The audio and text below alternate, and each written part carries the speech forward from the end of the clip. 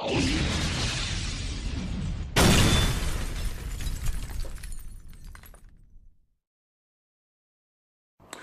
again and welcome to our March edition of our online newsletter 2017. We've got a lot to talk about. Certainly a lot of congratulations are in hand, and that's where we'll start. A big congratulations to Gary Portelli and his very hard-working stable on adding yet another feather to their bow this season in winning the 2017 Golden Slipper Stakes. The world's richest two-year-old race now belongs in the office of Gary Portelli at Portelli Racing, and there is no one that deserves that more than Gary. He's very hard-working, very honest, and deserves this accolade as much as anyone. It's the reason why we have never shopped around for trainers or gone to the flavour of the month. As many do. Sure, doing that, it's much easier to sell your horses, picking the trainer that's having a good couple of months and then moving on to the next and the next. I believe in a little bit of loyalty.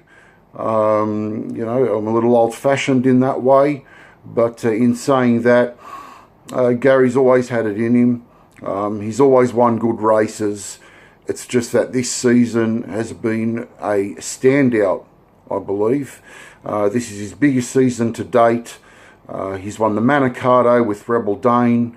Of course, he's won the $1 million Magic Millions Cup with our very own Tester Shadow. And now he has added the 2017 Golden Slipper Stakes to that list. So those races combined are worth $5.5 million. So you can only imagine the jubilation that the trainer and stable would have been feeling after that win on Saturday. And what a ride by Ben Melham. So we should be congratulating him as well. That was a genius ride. He was on the best horse in the race and he rode it just like that.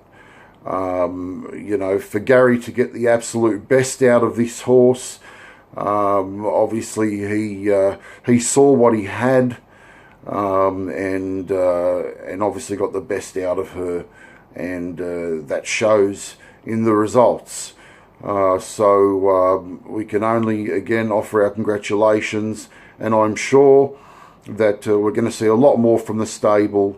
And again, we're absolutely privileged to be a part of this huge season the stable's having, and being a part of one of those three big wins in particular with Tester Shadow.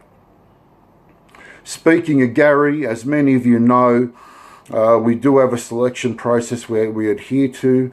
We don't buy yearlings without Gary and of course our vet Brett Warren. We've had the same team for 9 years now, hence why over 90% of our horses make the track. And of course it's also why we have had the results we get over such a short period of time. Now nothing has changed this buying season, of course. So Gary, Brett, myself have been buying yearlings at both the Inglis Classic sale and the Inglis Premier sale in Melbourne, and we've selected 5 yearlings. We managed to cut through the record prices and the record averages at these particular sales, because if there's one thing that I've learnt off Gary, and one thing Gary's very good at, and that is spotting those particular yearlings that fall through the cracks, so to speak. Of course, there is no point buying a horse that looks like it's going to be a nice race horse on that particular day, because, hey, they're not going to race for another 12 months. Rather, Gary's got a trained eye, a good eye for a horse that is going to develop into a nice race horse. It was no different with horses like Straturbo or Tester Shadow or Cosmic Cameo or Seeking Asylum or any of those horses. They were all the same.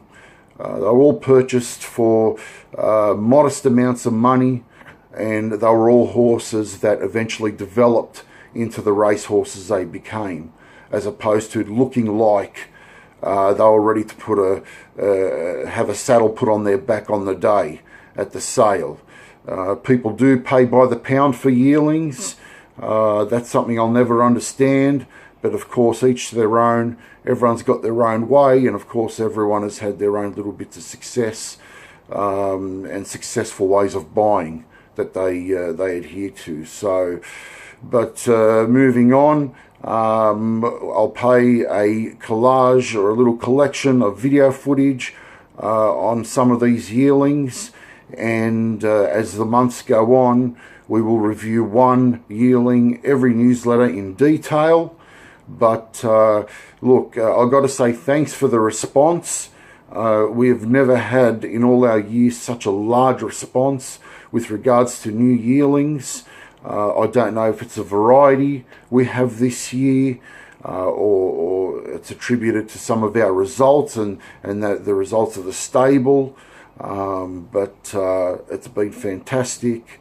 The outside interest has been even bigger, so we've got a lot of people looking to come on and join the team, so we're very grateful for that response. Without any further ado, here is a collage or a collection of video footage on some of these yearlings we purchased over those two sales.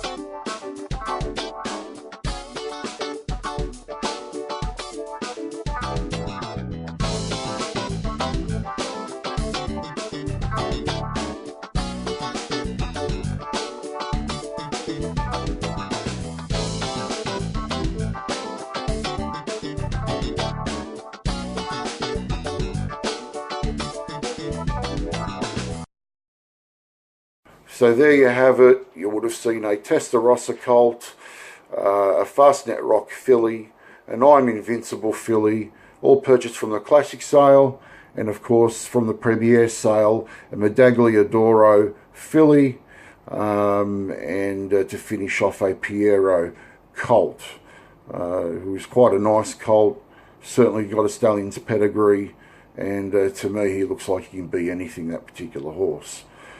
So the PDSs on those 5 yearlings will be available and ready over the coming weeks, probably 2 weeks or so. It has taken a little longer this year due to the changes that have gone on with the new rules, and of course we like to stick to those rules that are put to us by Racing New South Wales. But we want to get it right the first time, and it won't be too long before we can get those PDSs out to those who have requested them. Of course, it wouldn't be a newsletter without a horse to follow. This particular horse has had a fair time out. He's had about 4 months out. He came in, had a nice trial, had 1 run, and then he had to have a bit of a spell due to just some growing pains and little issues that needed sorting. And the only thing that sorts these sort of things is time. And he's showing a lot of ability. He's a horse I'm extremely excited about, and there was no way we were going to push this fellow. So we gave him all the time he needed. He's back in work now, and he's looking sensational. His name's Vincero. What we will do is we will show you his last trial, and then that first and only run he had. Have a look at this run closely. This horse does not know what he's doing at this point. He has almost no chance of finishing anywhere in the race, but on sheer raw ability, he really comes home hard, and was quite unlucky not to win.